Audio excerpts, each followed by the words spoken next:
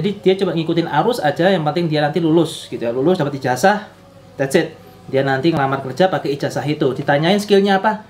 Nggak tahu apa-apa, nggak punya apa-apa, nothing. Ini loh ilmu yang paling penting itu sebenarnya salah satu ilmu yang sangat penting itu ketika kita lulus itu adalah ilmu menjual. Ya, ilmu menjual. Ilmu menjual dalam tanda kutip menjual diri. Iya.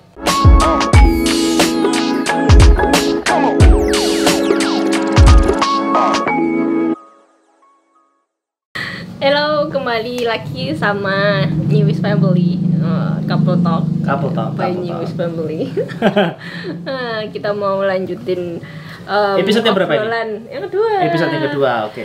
Obrolan yang kemarin kan kita bahas salah jurusan ya. Jadi gimana sih kalau kita salah jurusan? Salah jurusan apa tuh? Kuliah. Oh ya, bukan salah jurusan waktu Mbak angkutan ya? Bukan ya? Oke, salah jurusan ketika kuliah atau sekolah itu gimana? Nah, itu kan kemarin kita sudah di episode yang 1. Sekarang episode yang kedua kita bahas tentang kuliah itu penting gak sih? Kuliah itu penting apa enggak? Nah, menarik. Ini kayak banyak banget yang bahas sih. Maksudnya di YouTube banyak banget yang bahas materi ini, tapi kayaknya memang nggak habis-habis kalau mau kita bahas. Setiap orang pasti punya pemikiran masing-masing gitu. Ada yang bilang kuliah nggak penting, ada yang bilang kuliah itu penting. Kalau menurutnya Mas Adit, kuliah itu penting nggak? Kuliah itu penting apa enggak ya? Penting nggak penting ya? Saya bilang nggak penting kalau teman-teman yang kuliah itu pertama salah jurusan, tapi terus kemudian nggak bisa ngembangin apa yang di dalamnya. Jadi atau kuliah tapi asal kuliah aja, kuliah nggak tahu bagaimana improve dia, nggak bisa dia meningkatkan skillnya, nggak tahu bagaimana dia untuk nambahin pengetahuannya segala macam. Jadi dia coba ngikutin arus aja, yang penting dia nanti lulus gitu ya, lulus dapat ijazah, that's it. Dia nanti ngelamar kerja pakai ijazah itu. Ditanyain skillnya apa? Nggak tahu apa-apa, nggak punya apa-apa, nothing. Itu bikin skripsi doang. Bahkan mereka itu juga nggak sedikit ya lamarannya masuk ke kita, anak-anak yang lulusan S1 gitu ya. Iya, skillnya cuman MS Office doang. Skillnya MS Office, jangankan MS Office, skillnya dia untuk aku tapi dibantah lu itu, katanya orang-orang, "Alah lu kira MS Office itu gampang?" Iya, itu biarin lah ya. Ini loh ilmu yang paling penting itu sebenarnya salah satu ilmu yang sangat penting itu ketika kita lulus itu adalah ilmu menjual. Ya, ilmu menjual. Ilmu menjual dalam tanda kutip menjual diri. Iya, ini menjual diri dalam artian gimana caranya kita itu bisa diterima bekerja. Bagaimana caranya kita itu bisa diterima bekerja di pabrik inilah atau di perusahaan ini, atau minimal bagaimana caranya kita itu bisa mendekati orang yang kita yang kita inginkan untuk misalkan untuk bisnis gitu ya, approaching segala macam, bagaimana dia itu menjual atau menunjukkan kemampuan dirinya. Ini banyak sekali teman-teman itu yang ngelamar ke kita ya, berapa puluhan ratusan anak-anak yang nggak ngerti caranya menjual diri, bener-bener cuman copy paste punyanya orang, bahkan tulisannya itu kadang karena dia copy paste fotonya cewek, jenis kelaminnya cowok. Itu kan yang parah banget gitu loh. Nah, lamaran aja ya lamaran aja ngopi pasti dari tempatnya orang, dia nggak bisa menunjukkan apa dia kemampuannya, dan kemudian setelah kita terima kemampuannya apa, banyak yang nggak bisa apa-apa. Nah itu kalau saya bilang boleh saya bilang kuliahnya itu nggak penting. Karena ketika kuliah itu tidak bisa mengembangkan bakatnya, tidak bisa mengembangkan skillnya, tidak bisa improve untuk dirinya untuk lebih baik, menjadi personal yang lebih baik, saya bilang itu kuliahnya sia-sia. Tapi akan menjadi kuliah yang sangat bermanfaat ya. Kuliah itu sangat bermanfaat kalau dia itu masuk pertama sesuai dengan passion ya, apalagi sesuai dengan passion itu luar biasa ya. Jadi sesuai dengan minatnya dia, bakatnya dia, misalkan dia bakatnya olahraga, dia masuk di sekolah kuliah olahraga gitu ya, atau bakatnya dia musik, masuk di sekolah seni gitu ya, itu luar biasa. Atau dia bakatnya misalkan biologi terus kemudian masuk ke kedokteran, itu sangat luar biasa. Itu kalau sesuai dengan passion. Kalau minimal tidak sesuai dengan passion, dia bisa improve skillnya. Misalkan dia belajar hal lain lah, apalah, misalkan untuk bikin ambil sertifikasi apalah, atau misalkan dia belajar kursus apalah gitu. Yang penting bagaimana dia itu ada kemauan untuk improve atau meningkatkan skillnya dia. Itu menurut saya kuliah itu cukup penting. Tapi kalau dia sama sekali nggak mengikuti, sama sekali dia tuh nggak mau meningkatkan skillnya dia, sama sekali dia tuh pokoknya mengikuti mengalir aja, yang penting lulus. Ketika lulus dia nggak bisa bikin lamaran yang baik, nggak bisa bikin supaya orang itu tertarik mempekerjakan dia, nggak bisa menambah skillnya dia. Saya bilang kuliah buat apa? Itu ngabisin uang kan, ngabisin waktu, kasihan orang Terus tuanya. sayangnya di Indonesia ini nggak tahu ya, kita tuh sekolah itu menempuh jurusan tertentu, tapi goalsnya itu ya cuman TA, tugas akhir kalau SMK, kalau kuliah itu skripsi, goalsnya itu, terus revisinya berkali-kali, dan revisinya kadang nggak penting, cuman teks doang salah gitu. Walaupun aku nggak pernah skripsi, tapi aku pernah TA sih, jadi ngerti lah. Terus diajarin kayak gitu, tapi sayangnya nggak diajarin jualannya gitu loh. Maksudnya kan goalsnya akhir tuh sebenarnya kerja, bukan skripsi gitu loh, bukan piece of paper of apa itu namanya, ijazah gitu loh. Goalsnya bukan itu, goalsnya adalah nantinya itu bisa kerja. Nah, kerjanya itu apa gitu loh. Nah, kalau goalsnya kerja, harusnya kan juga ada juga untuk gimana sih cara meyakinkan perusahaan gitu loh. Gimana cara kalau misalnya wawancara, kita perlu mikir sudut pandangnya perusahaan gitu loh. Jangan cuman mikir dirinya sendiri gitu. Mikir dirinya sendiri, ya saya mau gajinya sekian gitu. Saya mau saya baru lulusan ini loh, apa, kampus tinggi di Indonesia loh. Ini saya modelnya kan kayak gitu loh. Padahal mau kamu lulusan mana aja kan, kalau kamu nggak punya skill apa-apa yo digeopo gitu loh. Ora iso digeopo gitu. Terus yo apa, company mana yang mau menggaji orang yang nggak punya skill sama sekali gitu loh. Betul sekali. Nah, ya itu ya. Jadi harusnya di kampus ada sih kayak gitu. mungkin kita itu apa ya?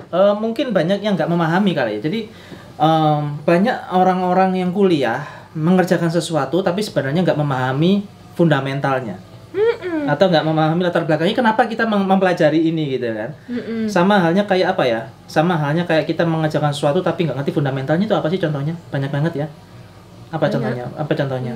Misalkan kayak itulah, kita berkendara umum ya, naik kendaraan sepeda motor gitu ya. Sepeda motor kita menggunakan sein, rating kanan, rating kiri, sama lampu rem.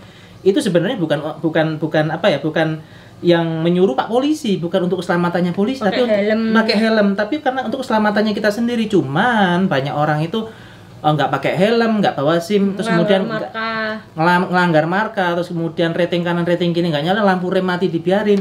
Itu takut Pak Polisinya, padahal sebenarnya fundamentalnya itu kan ya, sebenarnya utamanya adalah untuk keselamatan kita sendiri ya kan. Kalau kita jatuh pakai helm masih aman. Saya 2 kali berkendara sepeda motor itu jatuh kecelakaan, alhamdulillah saya pakai helm, kepala saya nggak apa-apa tapi lutut saya lecet semua. Jadi saya benar-benar tahu bagaimana rasanya jatuh itu menggunakan helm. Kalau saya nggak pakai helm, nggak tahu wajah saya udah kayak apa. Ya pakai helm full face, pakai itu 2 kali saya kecelakaan menggunakan sepeda motor. Terus kemudian kayak kita belok kanan belok kiri pakai spion ya. Spion itu kita melihat kanan kiri belakang itu kendaraan kita seperti apa. Fundamentalnya orang-orang banyak yang nggak tahu. Mereka yang penting spionnya ada kecil sekali sebagai syarat supaya nggak ketilang polisi. Padahal itu fundamentalnya mereka untuk keselamatannya mereka sendiri dan orang lain. Itu contoh yang ada di jalan raya. Kalau yang di pendidikan ya kayak di sekolah, di perkuliahan, saya rasa banyak sekali yang miss di situ. Jadi sesimpel itu loh. Ya, wawancara apa namanya? Wawancara interview kerja itu cuman ditanyain kamu kelebihannya apa gitu. Dia jawabannya paling cuman saya bisa bekerja dengan tim. Saya kalau pas lagi nggak ngapa-ngapain tuh bingung, kayak pengen kerja gitu. Terus jujur, disiplin. itu bukan kelebihan. Kenapa nggak mikir dari sudut pandangnya perusahaan gitu loh? Di kampus atau di sekolah nggak ngajarin itu. Kenapa? Ya. Itu ya. Terus yang kita butuhkan misalnya gini, kamu ngelamar, kemarin tuh ada yang lucu, ngelamar videografer. Nah, videografer ngedit video. Ingat ya, pakai Premiere ya, syaratnya mutlak Adobe Premiere. Tapi dia ngelamar pakai surat tulisan tangan di foto dan tertanda tangannya tahun 2019. Oke. Sekarang orang yang kepengen jadi videografer otomatis dia kan bisa ngetik. Kalau memang nggak punya komputer, pinjem kayak atau apa kayak. Terus tanggalnya itu loh, tahunnya 2019. Terus skillnya satu pun tidak ada tentang Adobe tadi itu, gitu loh. Dan benar-benar cuman dari nulis di HVS gitu, terus ditandatangani, kan sesimpel itu kok. Apa ya Allah. Jadi kayak seolah-olah gini loh, jadi kayak sayang sekali mereka itu kuliah selama 3,5 tahun, 3 tahun, 3,5 tahun, 4 tahun, bahkan ada yang 5 tahun. Tetapi akhirnya apa yang mereka pelajari selama bertahun-tahun itu tidak bisa disampaikan ke orang lain yang akan menggaji mereka, gitu loh. Tidak bisa dijual, tidak bisa gimana pun juga kita itu melamar pekerjaan itu menjual loh. Iya, menjual loh, menjual skill kita kan. Menjual skill kita, bahkan kita wirausaha juga menjual kepada customer. Kita mau bekerja kepada orang, kita menjual kepada perusahaan. Kita menjual skill kita kepada bos kita. Kita menjual kemampuan kita gitu. Kita menjual. Kalau kita menjual kan berarti kita harus tahu skill kita tuh apa, kemampuan kita apa, dan kita tahu bagaimana cara menyampaikannya. Kalau kita misalkan kita nggak bisa menyampaikannya ya, kayak kita mau suka sama cewek gitu ya, bertahun-tahun cuma diliatin aja gitu, nembak nggak berani, begitu nembak kata-katanya salah, ya jomblo forever gitu kan, sayang gitu loh. Jadi skill itu memang harus kita pelajari dan juga harus kita sampaikan. Apa sih kemampuan kita itu bisa ngapain, match nggak dengan kebutuhan perusahaan, karena perusahaan itu meng-hire orang karena mereka butuh. Nah, match nggak skill kita itu dengan perusahaan, apapun itu, perusahaan BUMN, BUMD, swasta, pabrik, segala macam, kita tuh harus matchkan kebutuhan skill kita apa. Kalau misalkan di perkuliahan itu nggak ada, nah jangan berhenti di situ. Banyak sekali ya pelatihan-pelatihan di luar kan yang non formal. Misalkan kayak pelatihan akuntansi atau teks, itu ada yang program 1 tahun, program 6 bulan, program 3 bulan. Saya ambil sertifikasi nutrisionis itu 1 tahun secara online ya, di US secara online. Terus kemudian program sertifikasi bodybuilding spesialis juga 1 tahun. Program untuk personal trainer itu sekian bulan. Itu semua nggak ada di kampus, tapi saya berusaha mencari. Nah, itu yang ingin kita sampaikan ke teman-teman semua. Jadi meskipun mereka itu kuliah secara formal gitu ya, tetapi bukan berarti ya udah apa adanya gitu, lawaran atau putihan gitu ya. Harus ada, kita itu belajar apa sih kira-kira yang dibutuhkan. Kalau di IT itu kan ada kayak sertifikasi Cisco ya, CCNA, CCNP, CCIE, sampai expert. Oracle juga ada, OCA gitu ya. Terus kemudian ada Mikrotik, ada Microsoft. Banyak sekali. Kalau di IT itu sertifikasi itu banyak sekali. Akuntansi pun begitu, juga ada yang tax, juga ada yang tentang legal, ada yang tentang banyak banget. Jadi walaupun udah punya ijazah sistem informasi misalnya, ya kamu ikut tadi itu kayak CCNA, CCNP kayak gitu-gitu gitu kan, itu yang dibutuhkan. Intinya kan harus kamu lebih tinggi daripada orang yang lain. Kalau sama aja buat apa gitu, nggak bisa menang saingan.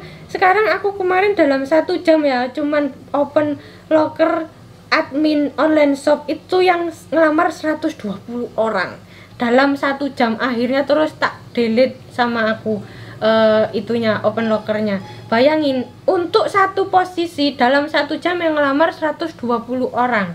Nah, yang bisa outstanding itu yang kayak gimana gitu loh. At least kemarin tuh rata-rata tak tanyain kayak misalnya kamu lulusan mana, ya udah lulusan ini gitu. Terus kelebihanmu apa, ya saya bisa bekerja sama dengan tim kayak gitu. Padahal kan harusnya ngelihat, oh butuhnya admin online shop. At least kamu bilang, saya biasanya di rumah juga jualan kok Bu, ini saya buka Shopee, saya kemarin di Telegram jualan juga.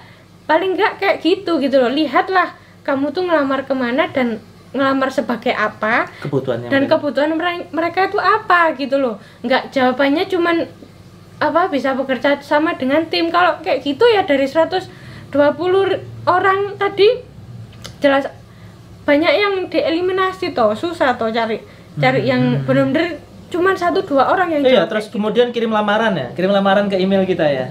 Nggak pakai subjek, nggak pakai email body, nggak pakai teks tuh ya, pokoknya langsung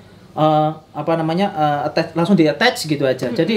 Jadi kirim email, nggak ada subjeknya ya, nggak ada judulnya, terus kemudian isinya juga nggak ada, kata-katanya gitu ya, misalkan dear apa kepada bapak, itu nggak ada semuanya. Kayak buku, jadi langsung jadi langsung ada attachmentnya itu CV. Jadi seolah-olah ini ya, kalau seperti itu etikanya, misalkan nih saya datang ke bawa lamaran gitu ya, bawa lamaran ke kantor gitu ya, saya nggak babi bu, lamaran itu langsung saya taruh di mejanya HRD.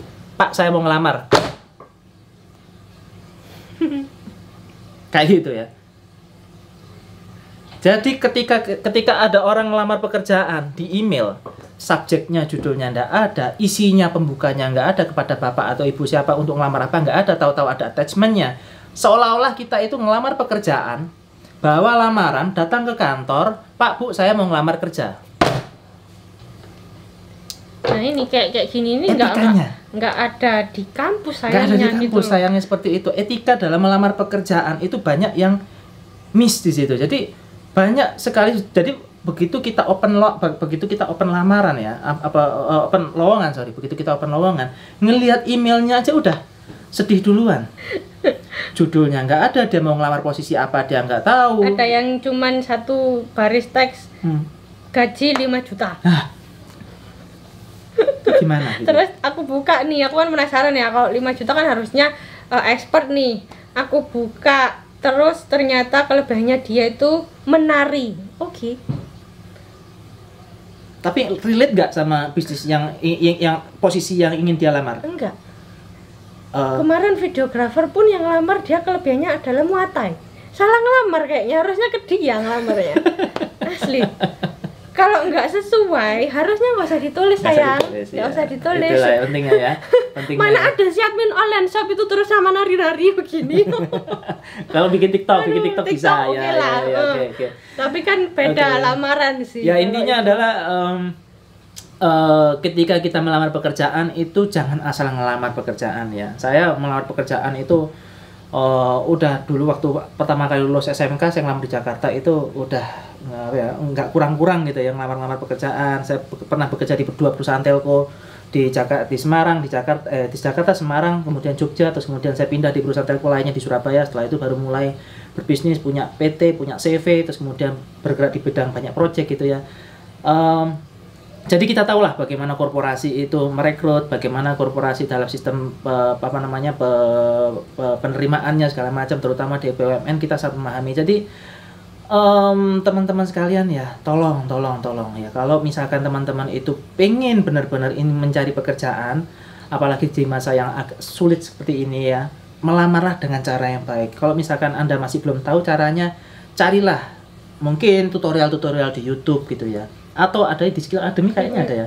Nggak tahu. Di Skill Academy kayaknya pernah saya lihat bagaimana caranya untuk interview, untuk bikin lamaran, kayak pernah saya tahu atau apa. Terus ya harusnya ada sih, cuman ada. Terus sayangnya banyak sih kalau aku lihat di YouTube, banyak yang mereka itu cuman pokoknya gimana caranya mempercantik CV, bukan gimana caranya biar menarik si employer gitu loh.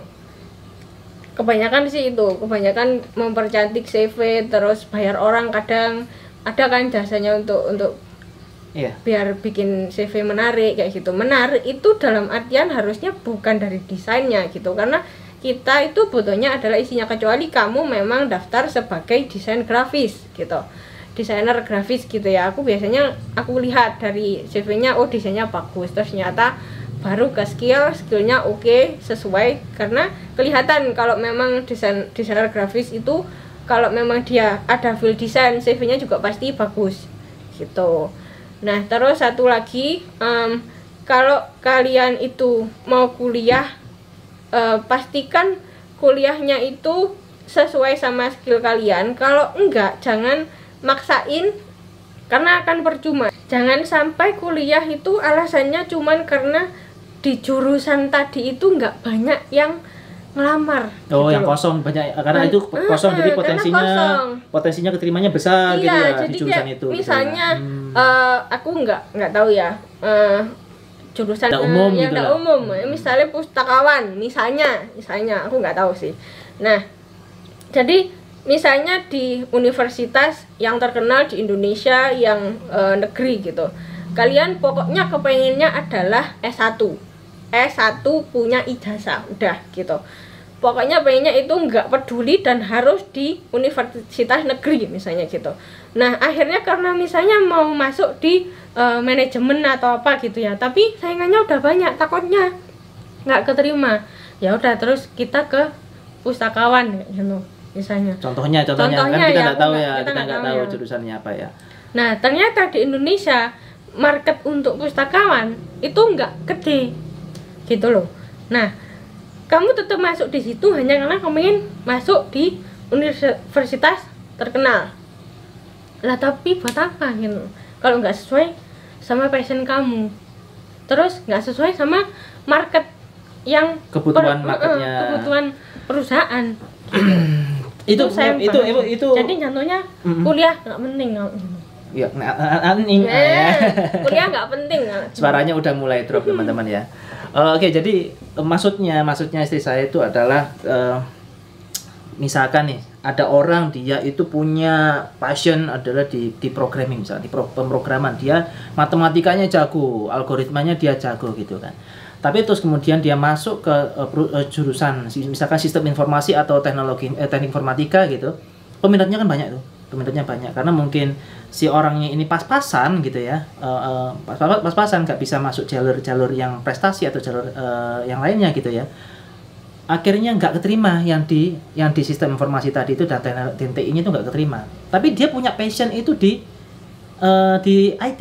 Sebenarnya dia punya passion di IT. Akhirnya karena yang penting itu dia masuk di S1 dan kemudian di kampus negeri gitu yang terkenal, dia carilah fakultas atau jurusan yang mungkin kurang diminati.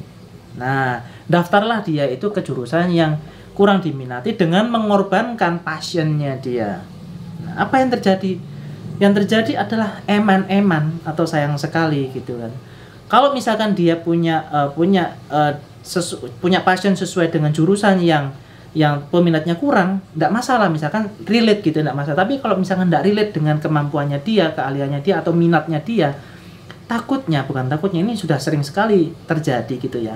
Passionnya dia sebenarnya itu malah nanti dikubur pelan-pelan. Karena apa? Karena dia mengejar S1-nya yang di kampus negeri. Padahal meskipun dia nggak harus di kuliah di kampus negeri, dia tetap bisa mengembangkan minatnya. Misalkan dia belajar otodidak bisa. Terus kemudian dia bisa mengambil kayak sertifikasi tadi ya, misalkan kayak kalau networking bisa menggunakan CCNA, Cisco Certified Network Academy, atau misalkan kalau database OCL atau Oracle gitu ya, atau kalau jaringan bisa Mikrotik atau sertifikasi yang lainnya kan banyak itu ya. Nah terus kemudian dia mulai bikin project, mengerjakan project, mengembangkan skillnya. Terus kemudian setelah itu dia baru bisa menerima pekerjaan-pekerjaan yang lainnya gitu loh. Intinya untuk kita sekarang itu kan goalnya itu adalah berkuliah, setelah berkuliah kan bekerja mencari nafkah ya. Untuk mencari nafkah itu sekarang itu sudah zamannya bukan hanya titel, artinya bukan hanya ijazah, tetapi skill itu juga dibutuhkan. Skill dan ijazah itu bagus, tetapi kalau ijazah aja tanpa skill, mending skill aja tanpa ijazah ya. Skill dan ijazah itu bagus, tetapi kalau ijazah aja tanpa skill nih ya, mending skill aja tanpa ijazah. Karena apa? Teman-teman kita ya yang masih lulusan SMK, yang nggak kuliah, gajinya di atas 50 juta per bulan banyak, padahal dia SMK dia sertifikasinya banyak. Dia sekarang bahkan beberapa teman kita kerjanya di rumah gitu loh, full totally remote. Kita sendiri nggak tahu gitu loh. Kuliah pun juga dia ikut yang sore atau malam atau sambil kerja juga sama kuliah gitu. Ya intinya itu teman-teman ya, maksudnya kuliah itu bukan satu-satunya cara untuk mencari uang, bukan satu-satunya cara kita untuk mencari nafkah. Banyak, kuliah itu bagus. Terus goalsnya jangan cuman ijazah. Goalsnya itu adalah kamu tuh bakalan kerja. Nah kerja itu arahnya kemana? Mana? Nah arahnya itu tadi embongiku milio gitu loh, sing beneh gitu loh. Pilihan jalan ya. Misalkan kita mau ke Jogja gitu ya. Mau lewat mana? Mau lewat, kan kita di Blitar ini ya. Kita di Malang ini ya. Misalkan mau lewat Blitar kah, mau lewat Kediri kah, atau mau lewat jalan tol harus ke Surabaya dulu kah? Ya kita yang tentukan, we decide gitu loh. We decide mau yang kemana, mau yang cepat mana, mau yang pas mana gitu. Jadi nggak harus satu jalan gitu. Jadi kalau misalkan dia nggak keterima kuliah di kampus yang dia inginkan, oke, what's next? Jangan menyerah. Ya jadi kan sekarang itu mau nggak mau, karena lulusan kuliah itu, lulusan yang dari perkuliahan itu banyak banget sekarang itu, dan angka penyerapan tenaga kerjanya itu jauh lebih sedikit daripada jumlah lulusannya. Jadi yang bersaing itu adalah bukan ijazahnya, tapi yang bersaing itu adalah skillnya. Dulu mungkin 20 tahun yang lalu gitu ya, 20 tahun yang lalu kita lulus kuliah terus langsung terima kerja di mana-mana gampang gitu. Kalau sekarang saingannya nggak banyak, karena dulu saingannya nggak banyak. Sekarang ya setahun aja lulusannya satu jurusan aja udah berapa?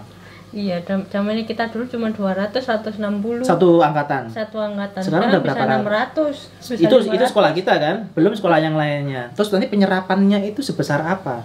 Belum nanti yang pekerja-pekerjanya juga dari luar negeri, misalkan dari Malaysia, dari Thailand, dari Singapura. India yang paling banyak, Filipina di India juga banyak itu. Belum lagi sama mereka yang nggak tahu jasanya apa, tetapi skillnya luar biasa gitu kan.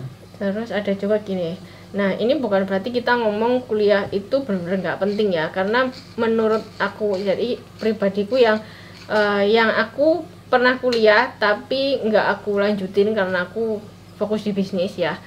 Nah menurutku kuliah itu sangat-sangat penting, karena gini, antara orang yang kuliah sama nggak kuliah itu mindsetnya jauh berbeda. Iya, mindsetnya. Jadi aku nggak dapat piece of paper tadi itu, aku nggak dapat ijazah, tapi at least aku kuliah sampai semester 7 mau skripsi ya.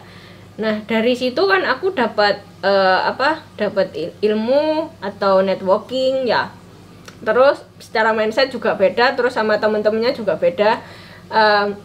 Dan memang sih antara mindsetnya orang yang kuliah sama enggak itu beda. Tetap beda dalam memutuskan sesuatu juga berbeda.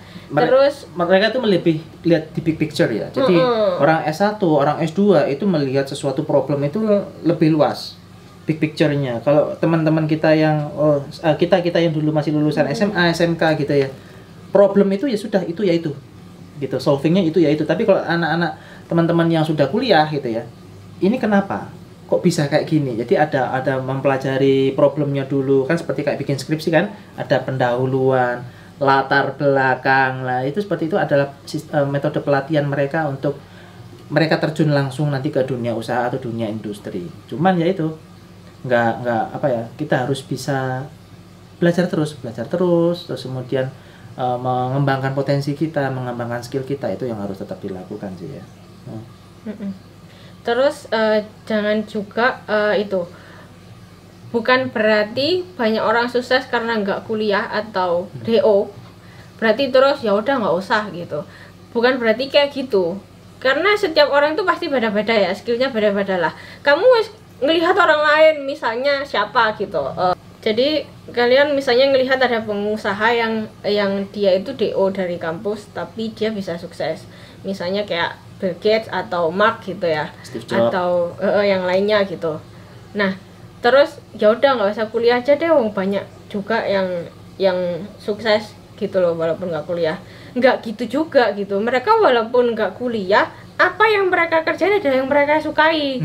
Dan mereka itu pasti langkah istilahnya bisnisnya, atau mungkin langkah penelitiannya, atau langkah tentang apa yang dia kerjain lah intinya, itu jauh lebih fokus dan jauh lebih ke depan daripada teman-temannya masuk kuliah. Bisa jadi teman-temannya sibuk bikin skripsi, dia sudah bikin program gitu loh, udah bahkan programnya sudah dipakai kayak Kak Mak kan, udah dipakai di kampusnya kayak gitu.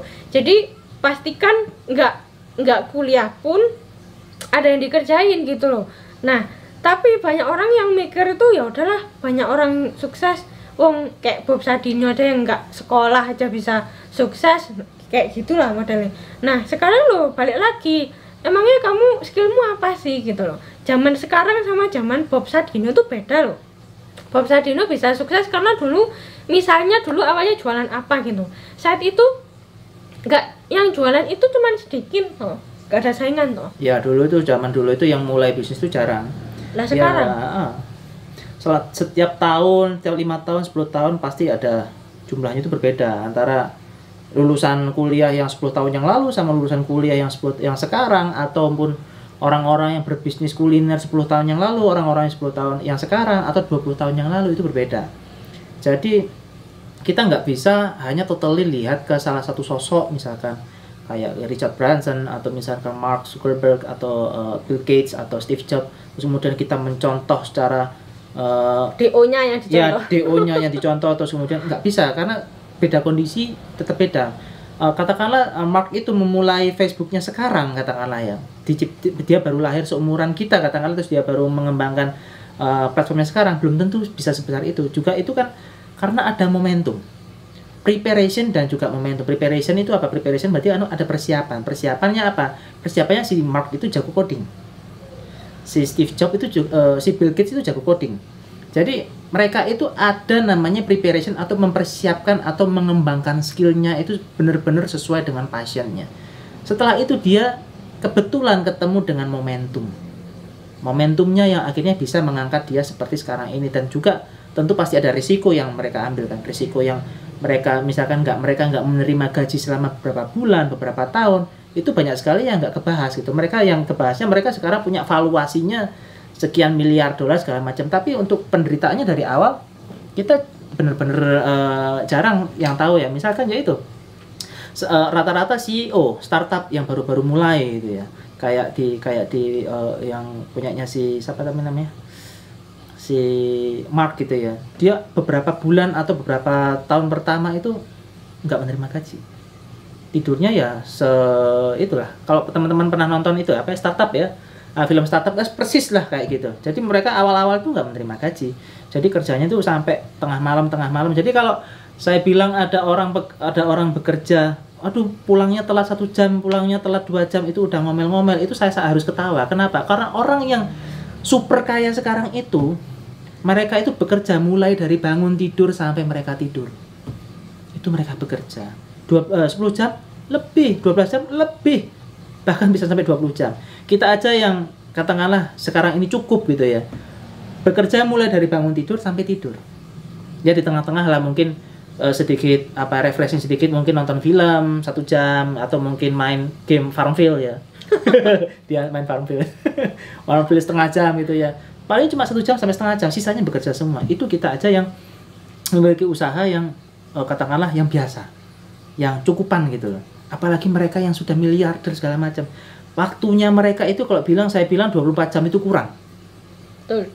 Kurang 24 jam itu kalau bisa tuh 1 hari 36 jam atau 48 jam. Ya karena apa? Karena waktunya mereka untuk fokus ke apa yang mereka kerjakan itu benar-benar totalitas. Dan jangan dipikir kalau misalnya pegawai, kalau misalnya kita ya udah 8 jam, kalau enggak ngomel-ngomel gitu. Terus ya iyalah, kalau bisnis itu gajinya gede bisa dapat banyak.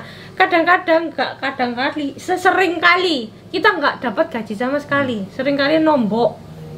Justru yang dipikirkan orang-orang bisnis atau orang wirausaha itu adalah bagaimana karyawannya itu terbayar dulu, teman-teman. Justru teman-teman wirausaha atau teman pengusaha itu awal-awalnya dalam merintis usaha, kebanyakan itu malah mereka itu nggak menerima dulu. Ya, jadi kalau mereka nanti akhirnya itu mereka punya something gitu ya.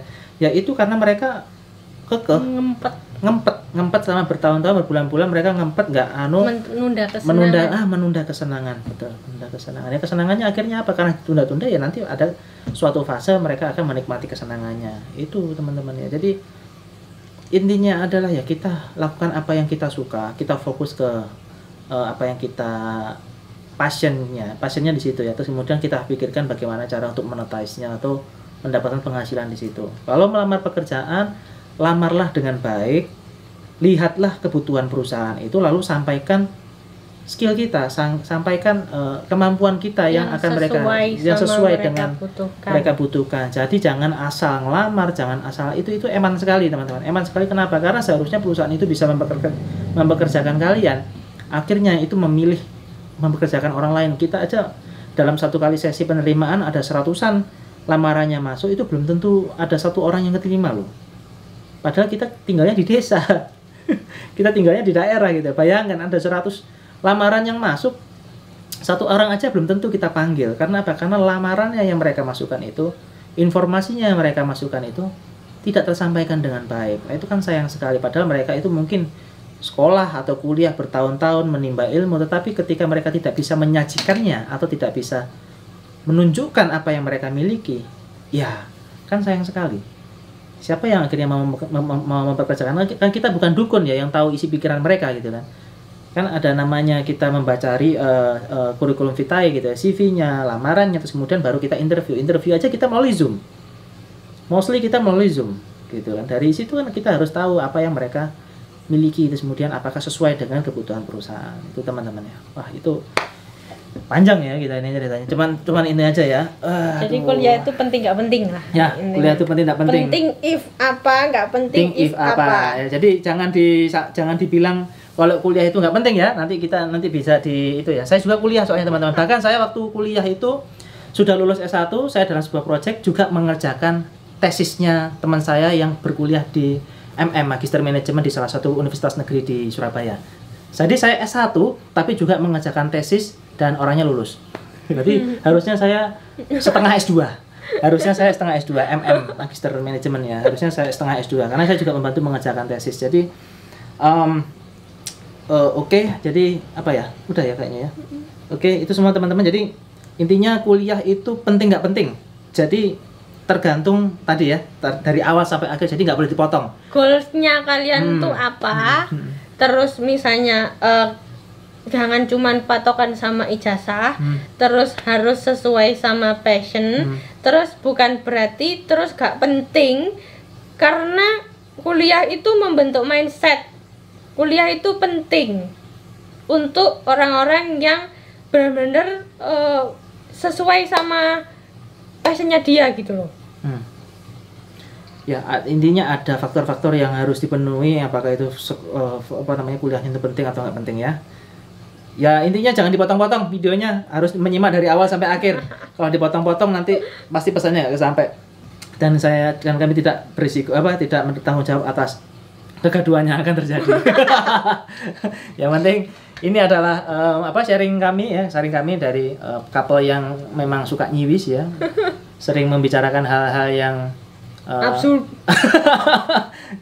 yang kadang-kadang itu di masyarakat itu kok gini sih. Iya. Kadang itu getun gitu loh, maksudnya lah kuliah larang-larang kok yo mek ngelamar tulisannya mek ngene kok iki lho.